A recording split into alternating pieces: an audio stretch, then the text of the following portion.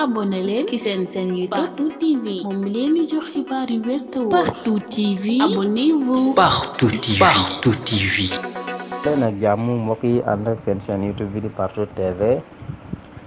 ñu ngi leen di indil xibaar boo xamante ne ni moo ngi soxal kii di la mairesse de Patte d'Oie di Maimouna Dièye ginnaaw bi ngeen xamee ne démb dafa defoon benn malaise ba taxoon ñu jàllale ko ci hôpital bi di Fann mu waroon am benn intervention chirurgicale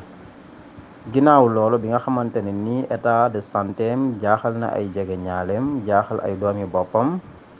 si la ñuy